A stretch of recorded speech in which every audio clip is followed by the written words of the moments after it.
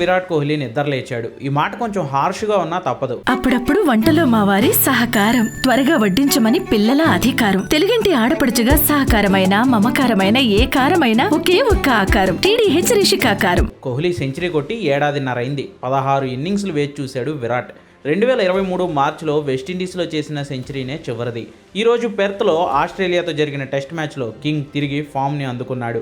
Super సెంచరీతో టీమిండియాను innings declare చేసే స్టేజ్కి తీసుకువెళ్లాడు. యశస్వి జైస్వాల్ 161 పరుగుల అద్భుత ఇన్నింగ్స్ ఆడి అవుట్ అయిన తర్వాత గేర్లు మార్చిన కోహ్లీ, వాషింగ్టన్ సుందర్, నితీష్ కుమార్ రెడ్డి తోడుగా భారత్ ఆధిక్యాన్ని 500 పరుగులు దాటించాడు. 143 బంతుల్లో 8 4లు 2 6లతో సరిగ్గా సెంచరీ కొట్టాడు విరాట్. కింగ్ కోహ్లీకి ఇది ఓవరాల్గా 80వ శతకం. టెస్టుల్లో 30వ సెంచరీ. కోహ్లీకి తోడుగా చివర్లో నితీష్ రెడ్డి దూకుడుగా ఆడడంతో టీమిండియా 534 పరుగుల టార్గెట్ను ఆస్ట్రేలియా ముందుంచింది.